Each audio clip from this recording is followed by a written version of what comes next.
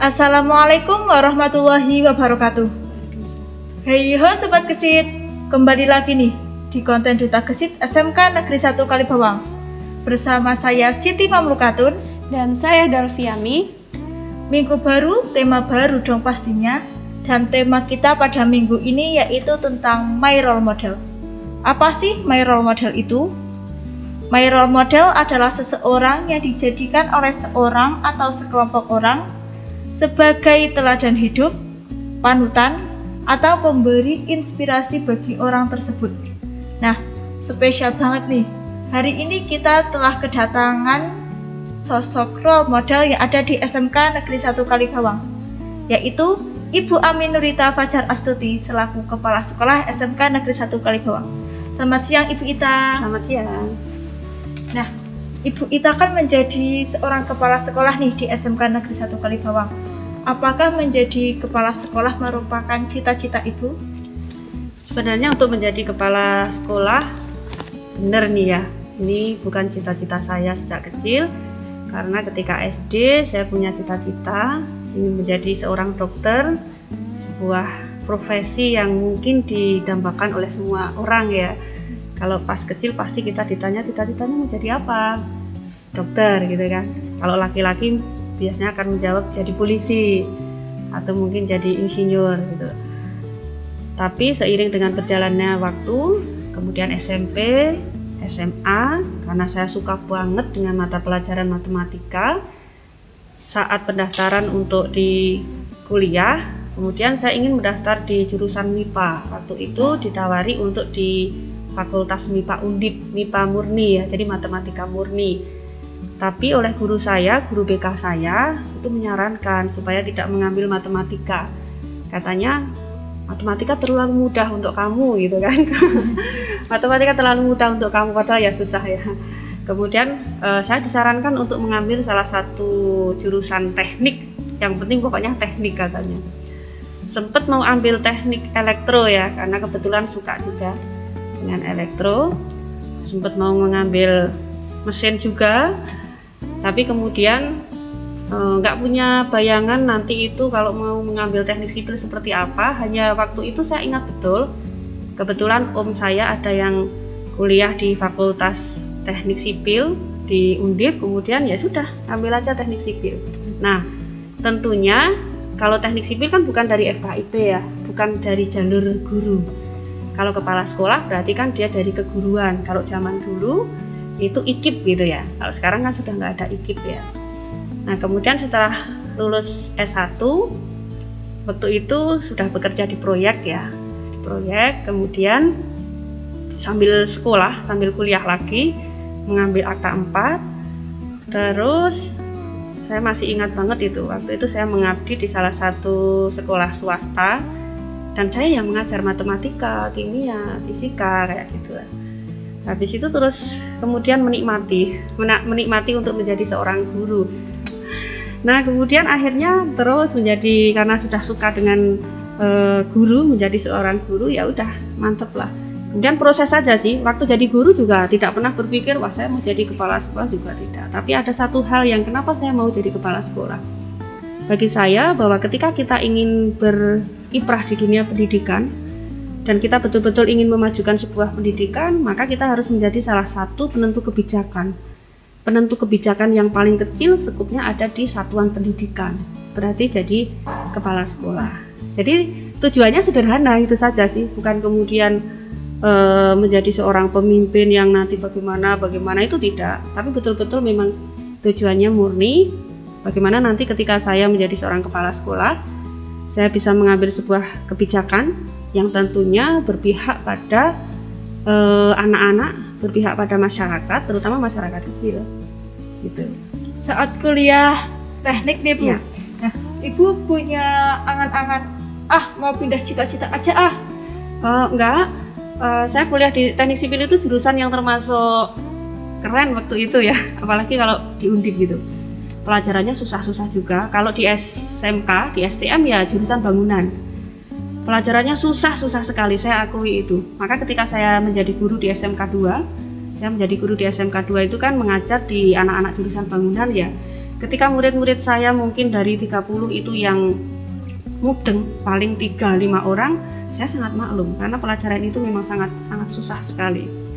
Kemudian di teknik sipil itu memberikan sebuah pembelajaran bagi saya bahwa orang itu memang harus bekerja keras, karena waktu itu kita sering tidak tidur, harus menyelesaikan tugas-tugas. Kalau kita tugasnya tidak selesai, kita tidak boleh ujian, dan seterusnya seperti itu. Sama seperti saya, Bu, kalau lagi banyak tugas.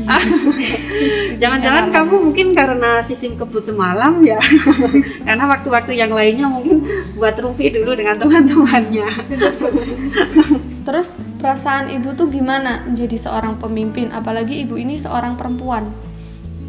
Kalau menjadi seorang pemimpin apalagi perempuan ya yang pasti ada sebuah tantangan tersendiri ya, apalagi kalau kita di Indonesia, apalagi di Jawa Tengah ya, di orang-orang yang masih menganut terkadang perempuan itu nggak pantas jadi pemimpin. Ada yang bilang seperti itu ya, itu menyalahi aturan agama gitu kan. Padahal kalau di agama sebenarnya di situ jelas bahwa Allah tidak pernah membedakan antara perempuan dan laki-laki.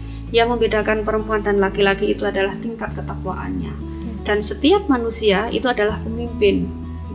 Setiap manusia itu adalah pemimpin, paling tidak itu adalah pemimpin bagi dirinya sendiri. Yang tidak boleh menjadi pemimpin atau imam untuk perempuan itu ketika sholat. Ketika sholat makmumnya ada laki-laki ya pasti itu nggak boleh kan. Kita nggak boleh menyalahi aturan. Di sebuah rumah tangga pemimpin itu adalah seorang laki-laki. Tapi kalau untuk di publik saya rasa bahwa seorang perempuan itu berhak untuk menjadi pemimpin. Tentunya ini harus diimbangi. Jadi tantangannya menjadi seorang pemimpin bagi perempuan itu memang lebih besar dibandingkan dengan seorang laki-laki. Kelemahan sedikit saja yang kita punya itu pasti akan disorot. Itu karena pola pikir masyarakat Indonesia yang menganggap perempuan kan di dapur. Ya gitu. Betul. Pernah ingat mungkin ya, perempuan itu di dapur, di kasur, di sumur ya kan. Iya betul ya. Itu kan sebuah kalau saya mengatakan itu sebenarnya sebuah budaya saja sih, yang kalau pernah mungkin kita ada sebuah keseimbangan, dulu pernah mungkin agak sedikit ngehit juga ada gender ya. Nah itu sebenarnya budaya kita aja, budaya kita yang intinya bahwa oh kalau perempuan itu harus mengurusi segala urusan di dapur, padahal laki-laki boleh dong ya kan. Pasti ada orang kan yang mungkin meremehkan ibu karena ibu seorang perempuan. Nah, apa yang ibu akan lakukan? Kalau meremehkan, kita husnudon aja ya. Husnudon, karena orang yang selalu husnudon, berpikiran positif itu akan memberikan energi kepada kita yang lebih besar dibandingkan kita merasa sering diremehkan, merasa ada orang yang suudon pada kita. Tapi tentunya dimanapun kita berada, pasti ada orang yang tidak suka, itu pasti. Dan itu normal. Kalau mungkin kita berada di lingkungan komunitas kecil ya, mungkin jumlahnya 10, ada 1-2 orang yang tidak suka kita, wajar. Itu baru dari intern aja ya. Di luar itu bisa juga ada orang yang tidak suka kepada kita. Nah, ketika mungkin ada orang yang tidak suka, tidak respect dengan kita tidak boleh langsung menanggapi si A itu nggak suka dengan saya, berarti saya harus ngimbangi tidak suka, nggak seperti itu. Tapi lebih kepada bagaimana kita melakukan sebuah pendekatan secara psikologi kita memahami karakter masing-masing, dan itu menjadi introspeksi bagi kita. Mungkin memang ada sesuatu atau ada kelemahan kita sehingga orang lain merasa tidak suka dengan kita. Jadi terus kita berusaha untuk husnudon saja. Kalau persoalan mungkin ada yang tidak suka pada kita, saya rasa itu dimanapun pasti akan ada. Terus apa yang akan ibu lakukan untuk mengembangkan SMK ini?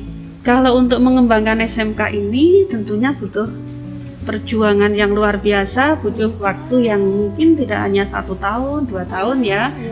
Karena SMK Kalibawang itu kan termasuk SMK yang muda dibandingkan 8 SMK negeri yang ada di Wonosobo. Jadi, nah tentunya untuk SMK kecil ini tentunya butuh perjuangan yang memang luar biasa.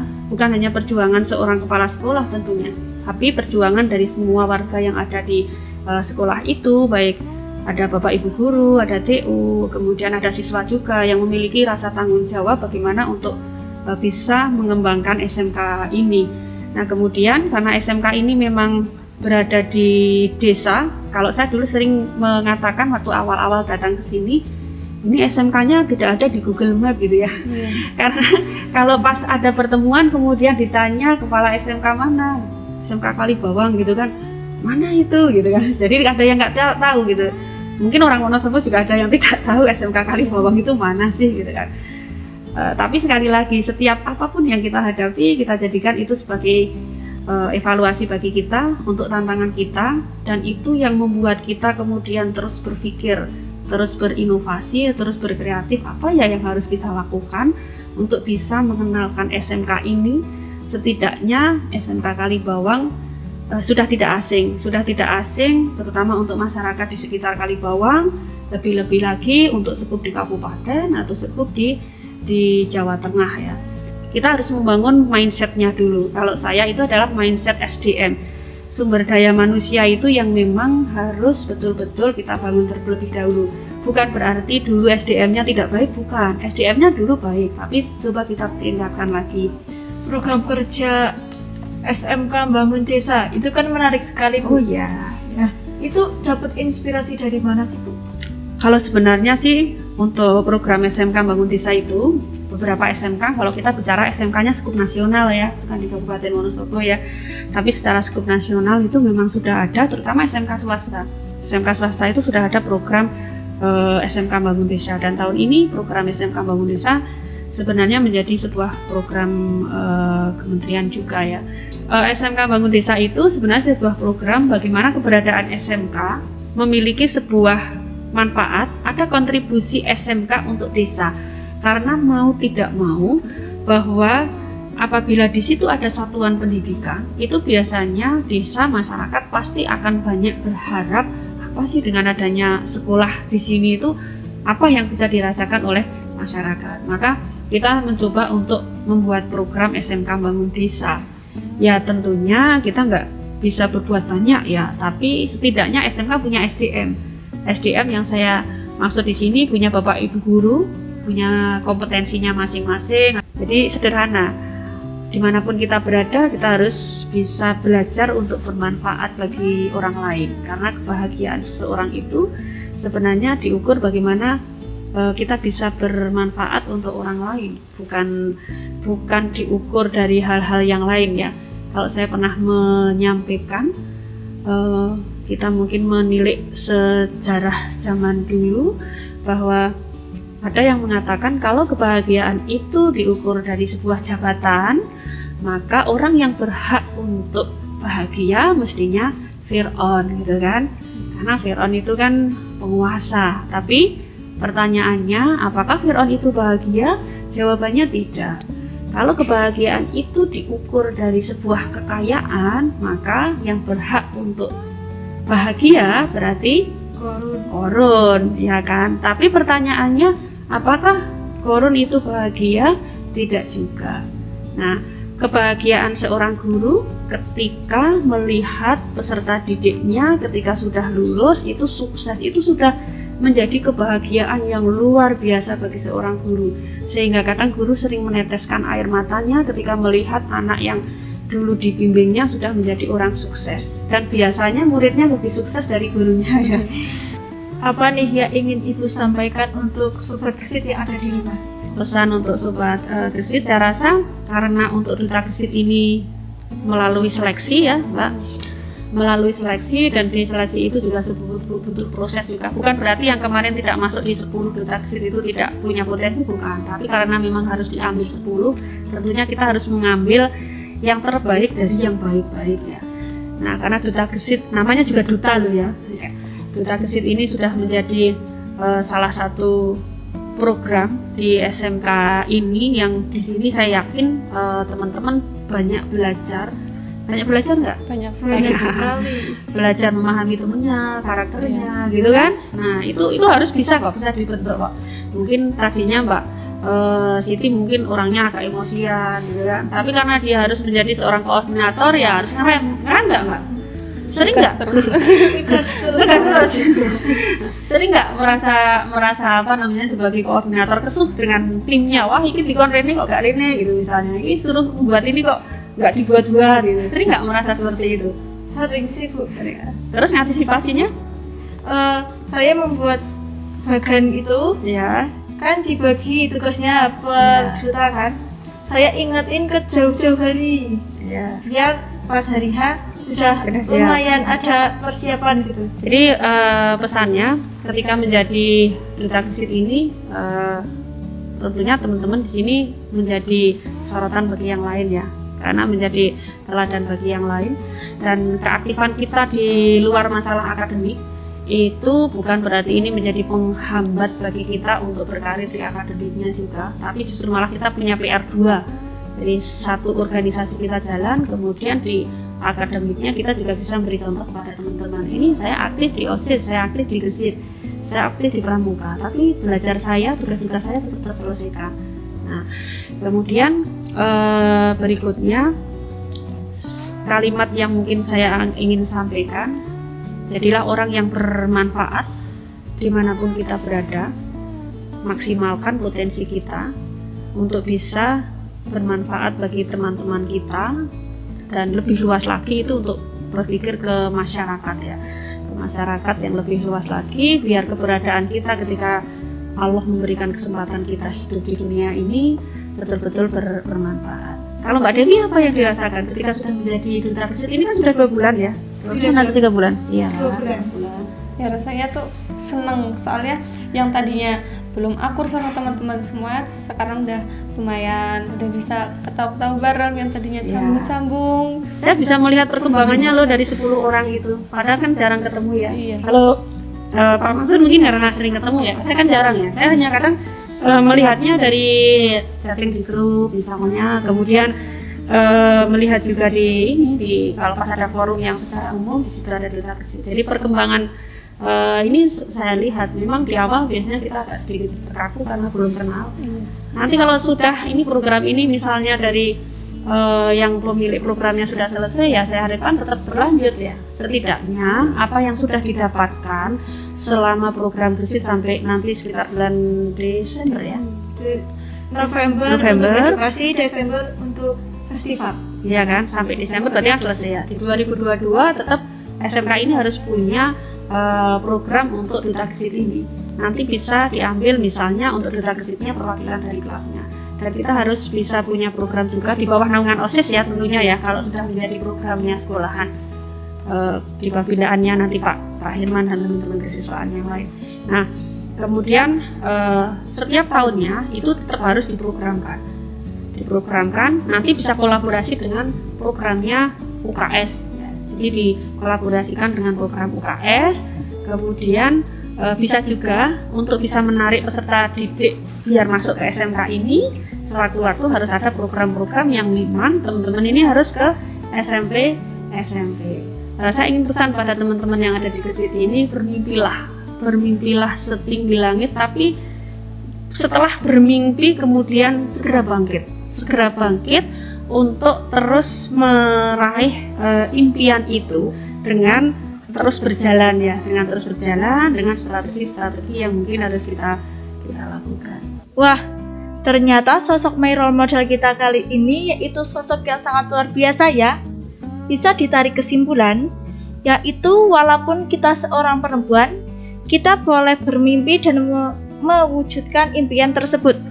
Jangan terpaku hanya karena kodrat kita sebagai seorang perempuan. Mungkin sekian dulu pembahasan kita tentang role model. Jangan lupa like dan share video ini. Apabila ada pertanyaan lain, boleh ketik di kolom komentar. Sampai jumpa di konten-konten selanjutnya. Wassalamualaikum warahmatullahi wabarakatuh.